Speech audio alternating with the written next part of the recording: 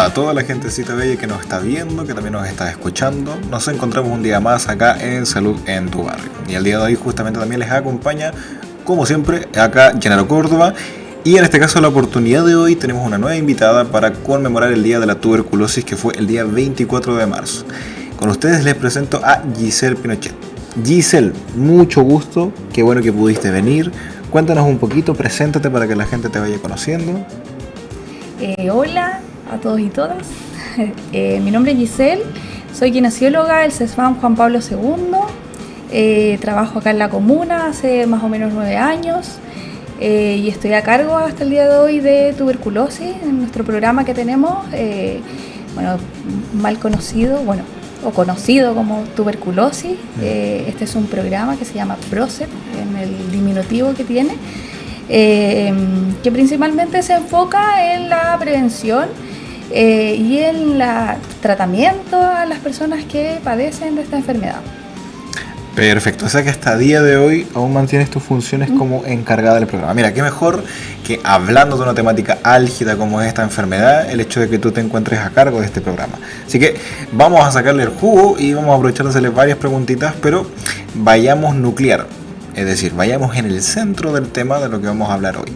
Primero que todo, Giselle, me encantaría que pudieses explicarnos a todos básicamente qué es la tuberculosis, digamos, desde hace cuánto apareció esta enfermedad, qué es lo que implica. Cuéntanos un poquito.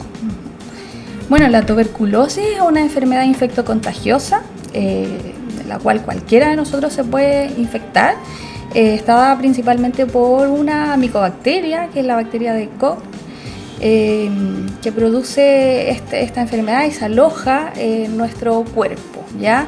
Principalmente afecta a nuestros pulmones, ¿ya? Produciendo sintomatología respiratoria, pero también tienen que saber que la tuberculosis se puede alojar en otras partes de nuestro cuerpo, ¿ya? Puede ser riñones, hígado, en los huesos, etcétera, ¿ya? Entonces, no solamente se puede alojar en nuestro pulmón, pero en la mayoría de los casos y la manifestación y presentación se da pulmonar, ¿ya? También puede ser extrapulmonar.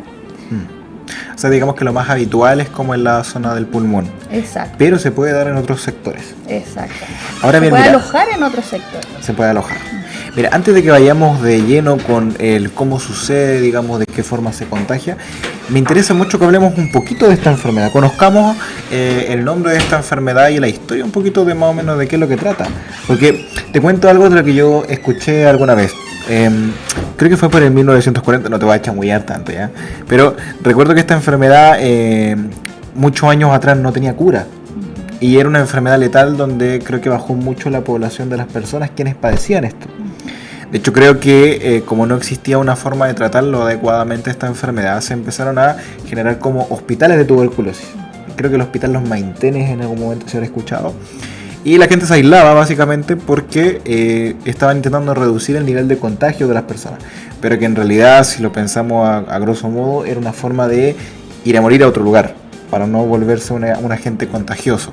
Ahora ha ido avanzando, digamos, la medicina para enfrentar esta enfermedad, ¿cierto? Sí, yo te voy a contar algunas anécdotas con respecto a la tuberculosis. Por favor. Bueno, esta enfermedad se remonta desde la época medieval, ¿ya? O sea, hace rato. Muchos años atrás, ¿ya? En donde se produjo mucha muerte en países europeos y todo. Y te voy a contar una anécdota con respecto a la tuberculosis. ¿Has escuchado cuando uno estornuda y te dicen salud por educación? Te dicen salud, ¿cierto? Totalmente. Ya, esta anécdota pertenece a la tuberculosis, ¿ya? La gente antiguamente del medioevo, en épocas que hubo mucha masificación de esta enfermedad, utilizaba pañitos, ¿ya? Y las doncellas, ¿ya? Estornudaban en estos pañitos y muchas veces cuando uno estornuda expulsa microgotitas, ¿ya? Claro. Y esas microgotitas se movilizan en el aire, entonces las otras personas las aspiraban. Y el dicho salud viene desde esa época en relación a la tuberculosis, porque uno toma de cierta forma estas microgotitas. Entonces cuando uno estornuda, expande estas microgotitas, tú las tomas de cierta forma con tu boca y por eso es salud, el dicho salud, ¿ya? Y viene en relación a la tuberculosis. Entonces, Mira, qué dato. yo creo que es un mal concepto y no es un concepto de como de educación decirte salud, sino que de muy mala educación. La gente debiese taparse la boquita para estornudar o toser, etcétera, porque estas microgotas se transmiten en el aire, ¿ya? Entonces, desde esa época viene el concepto de salud, ya decir salud cuando una persona estornuda. Entonces, las doncellas estornudaban y el galán ahí, el que estaba de cierta forma cortejando a la mujer, se sentía orgulloso de absorber y de tomarse estas microgotitas. Desde ahí viene el dicho salud, para que la gente sepa. Pero espera, déjame engancharme un poquito para entender bien lo que me acabas de decir. Uno dice salud, bueno, en este caso en la época del medioevo, que es hace rato. Mucho tiempo.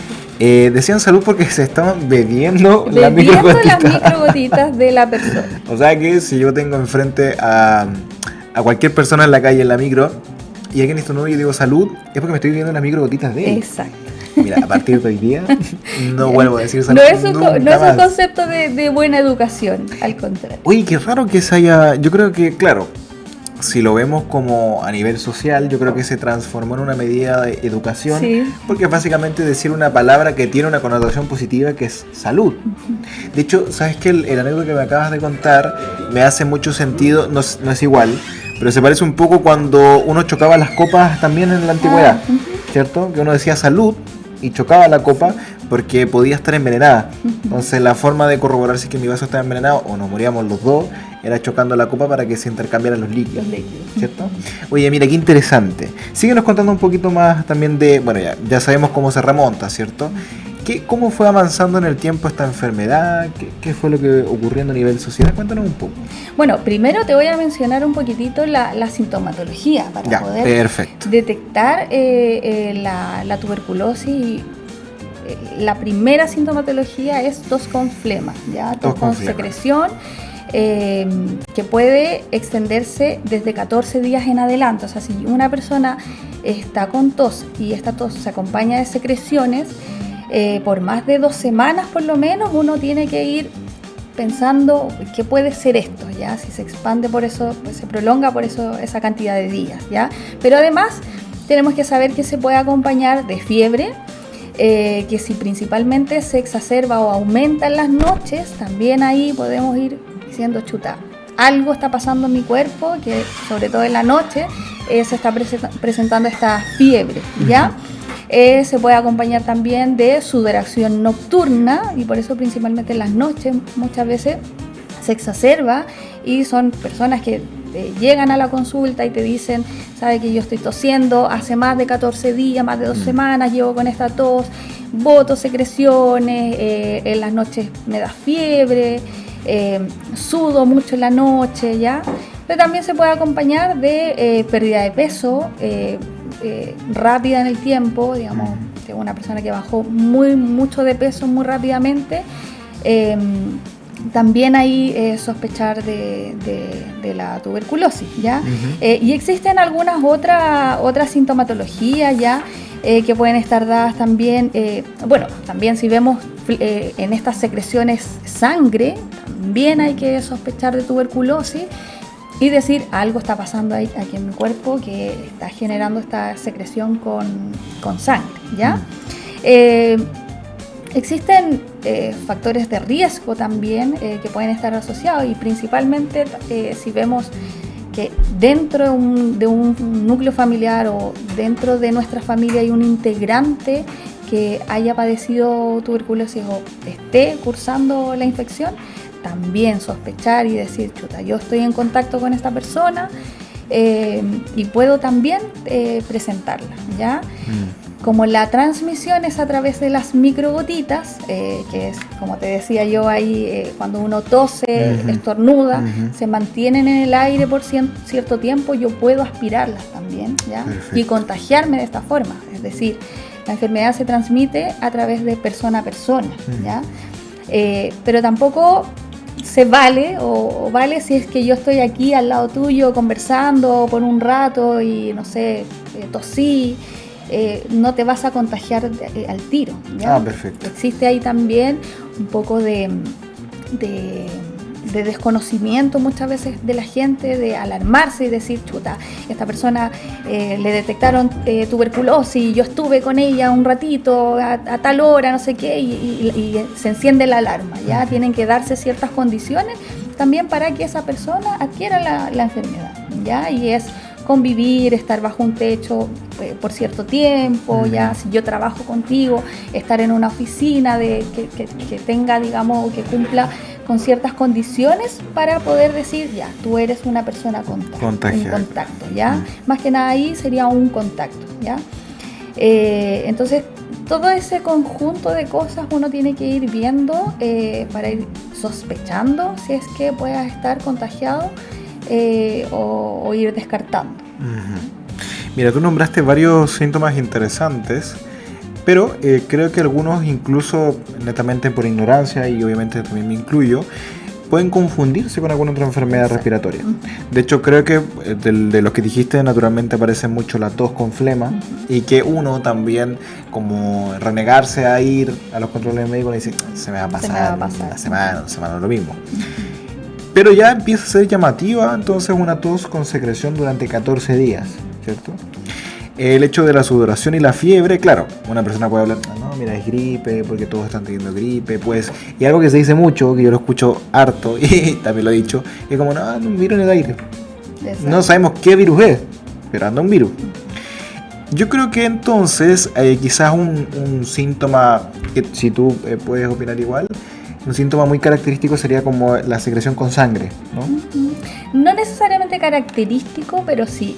Yo veo que mi secreción está con sangre. Es un signo de alarma. Tengo que alarmarme, tengo que decir algo está pasando para poder llegar a esa condición. ¿Ya? Muchas veces asocian diferentes síntomas y no solo nos enfocamos en un solo síntoma, ¿ya? Porque claramente, como dices tú, una tos con secreciones puede estar dada por un virus, ¿ya? Por un cuadro viral, pero también podemos sospechar de otras cosas. Entonces, cuando nosotros vamos viendo el conjunto y por eso es importante siempre que lo evalúe un médico, ¿ya?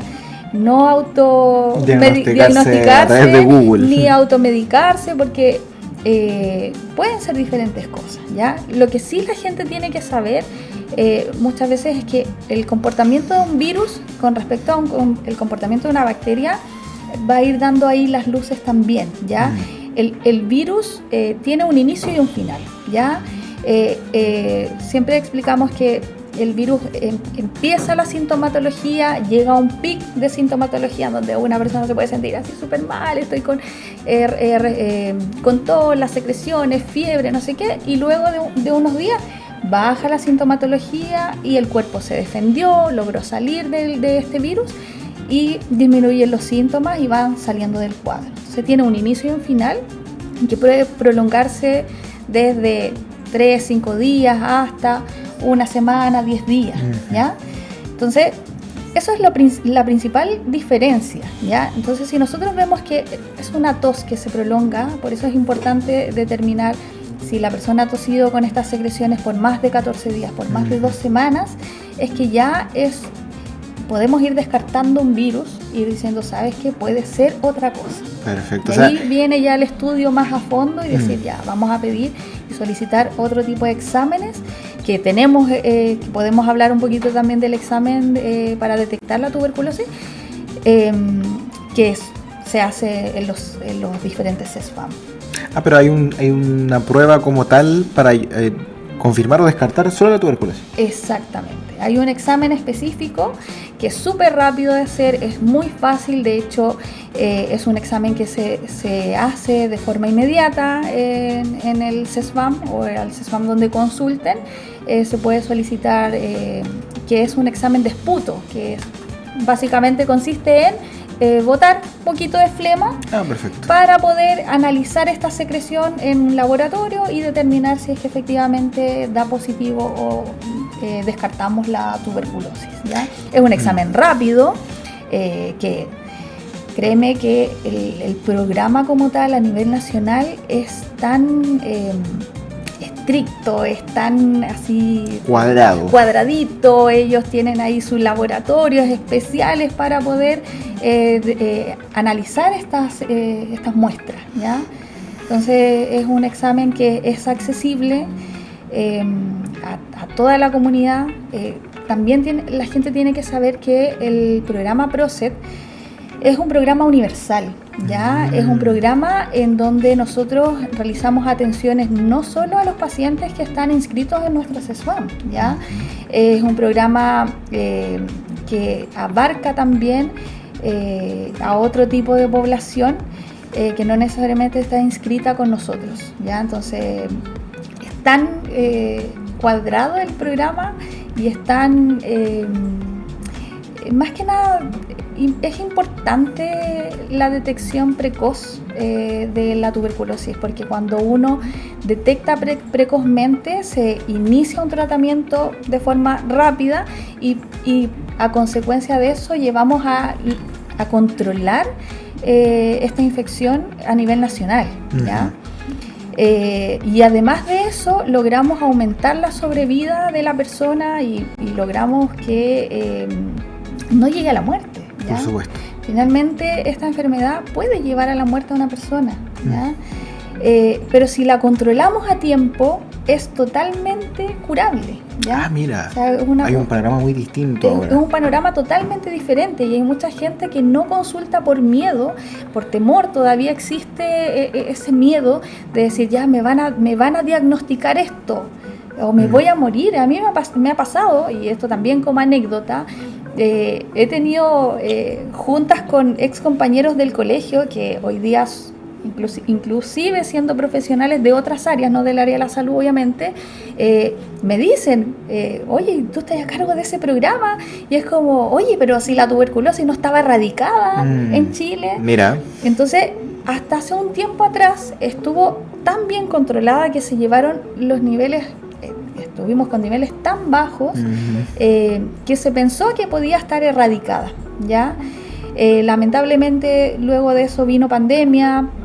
Ahí se perdieron también el seguimiento muchas veces, entonces volvimos a aumentar las estadísticas de los infectados en Chile y claro, no es una enfermedad que está erradicada, pero mucha gente todavía cree que está erradicada. Yo te digo, yo he escuchado ese comentario y me dicen, oye, pero esa enfermedad no estaba erradicada, y es como, ¿pero cómo? Y que muchas veces se hace la comparación con la viruela, que también fue una enfermedad letal en una época donde no había como los medios científicos para contrarrestarla, y que se pasa como a eliminar del vocabulario, lo mismo con la tuberculosis, ¿cierto? Ahora mira, dijiste algo muy importante, que es sobre la detección precoz. Precoz significa que ojalá sea mucho antes de un avance de la enfermedad. Para que vayamos instruyendo, ¿no? Todos agarremos este conocimiento profesional. ¿Cómo podemos ir detectando precozmente la tuberculosis? Entonces, primero sería ponerle ojo a los síntomas. Sería la tos con flema durante 14 días, la sudoración en la noche, secreciones con sangre, ¿cierto? ¿De qué otra forma también podríamos empezar a tener una detección temprana en una persona que no sabemos si tiene tuberculosis, no sabemos si está resfriada, no sabemos si tiene gripe? ¿Qué otra cosa podemos ir observando? Bueno, como mencionaste tú, la sintomatología es lo clave. El tema de, como te decía, fiebre, sobre todo si es nocturna, baja de peso importante, ya asociada a estos otros síntomas respiratorios, pero también es importante, y como también te había mencionado, si hay algún contacto. Perfecto. Ya, si yo he tenido contacto con alguien que está diagnosticado, yo vivo con una persona con tuberculosis, yo también como contacto puedo acercarme a mi CESFAM y avisar o solicitar algún estudio de contacto. Obviamente nosotros tenemos que ir viendo la característica y ver viendo si es que efectivamente es un contacto que, como ya muchos manejan el concepto de contacto estrecho a causa de COVID. Pero el contacto también es estudiado. Ya nosotros también hacemos un estudio a las personas que han sido contacto de un paciente que dio positivo a tuberculosis, y ahí también hay tratamientos para los contactos, que es la quimioprofilaxis, ¿ya? porque muchas veces este contacto a lo mejor no manifiesta la sintomatología, ¿ya? Pero en algún momento se puede manifestar, ¿ya? La puede adquirir también en este proceso en que esta otra persona está en su tratamiento o inicio de su tratamiento, se les hace el tratamiento que se llama quimioprofilaxis para evitar precisamente que la infección se manifieste en el cuerpo de esa otra persona. Perfecto. ¿Ya? Giselle, como te manejas muy bien en el tema, me nacen muchas dudas y quizá alguna persona comparte la misma duda que te voy a decir. Pero mira, la primera es, ya que sabemos que hay un cuadro de síntomas que la persona padece por la enfermedad, ¿es posible que la tuberculosis en alguna persona pueda darse asintomáticamente? Quiero decir, que la persona padezca la enfermedad sin presentar, que es lo que pasó con el COVID, ¿no? Que había muchas personas que eran asintomáticas, es decir, no sentían nada, pero estaban portando el virus. ¿Acá puede pasar lo mismo? Ya. Hay ocasiones, sobre todo cuando se ha alojado en otros órganos, ¿ya? La tuberculosis, en donde se empiezan a manifestar otras sintomatologías. Perfecto. ¿Ya?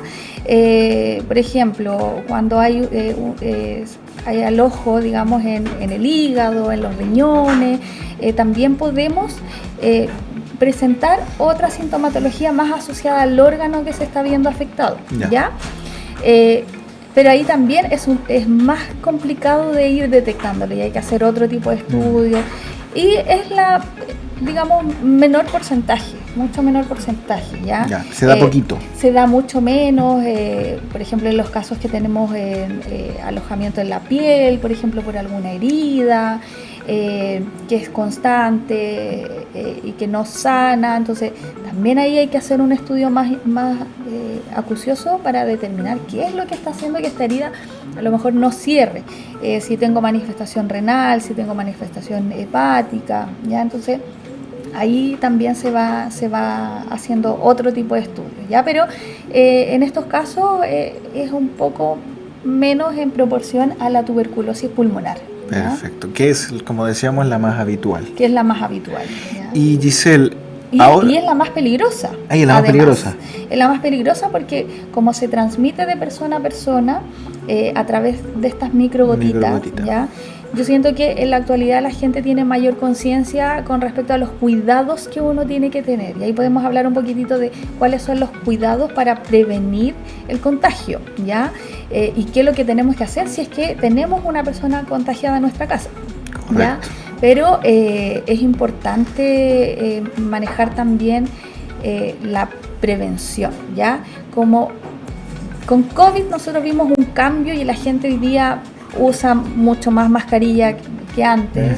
Nosotros como kinesiólogos, desde siempre que atendemos pacientes usamos nuestra mascarilla, estamos acostumbrados a eso, pero la gente se ha ido adaptando también un poco más al uso de mascarilla, al taparse la boca cuando estornudamos, y ahí también tener claro que uno tiene que poner el antebrazo, cubrir la boca, ya estornudar hacia abajo,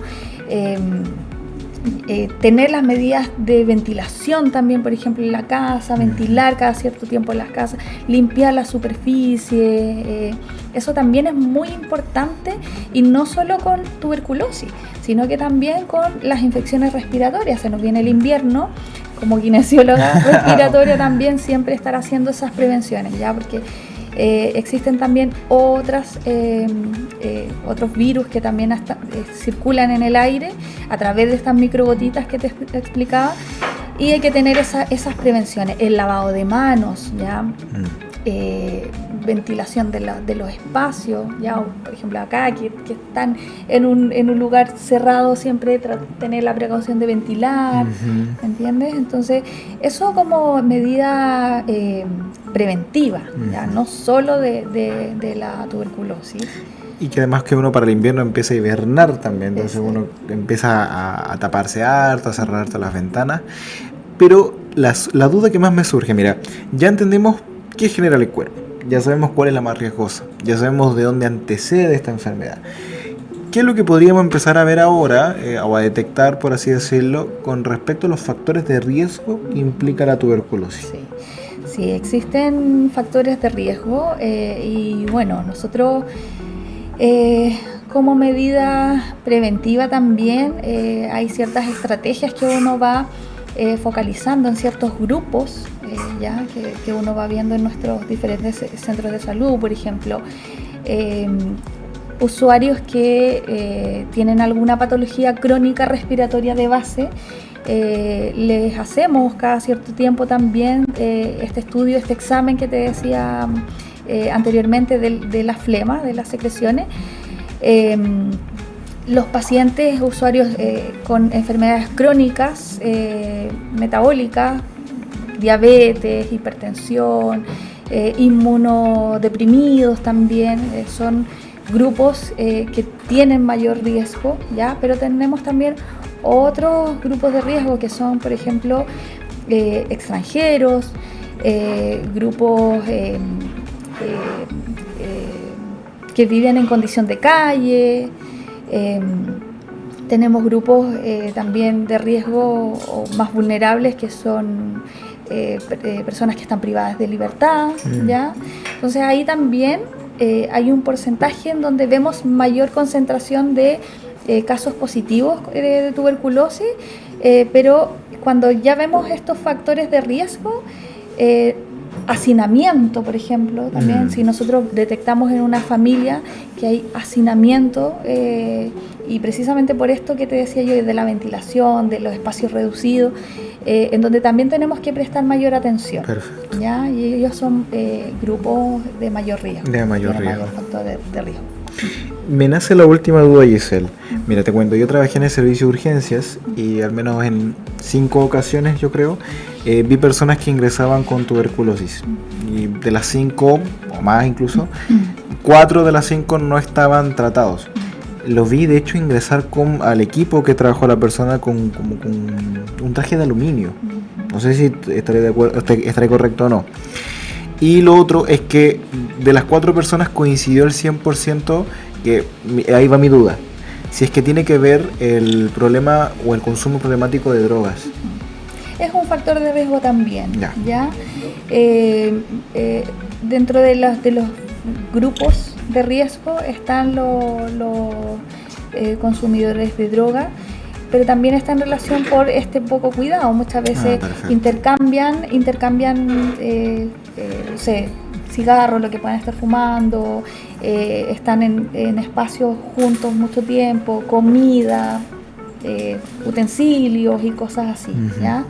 Y también otro de los grupos de riesgo son los usuarios VIH.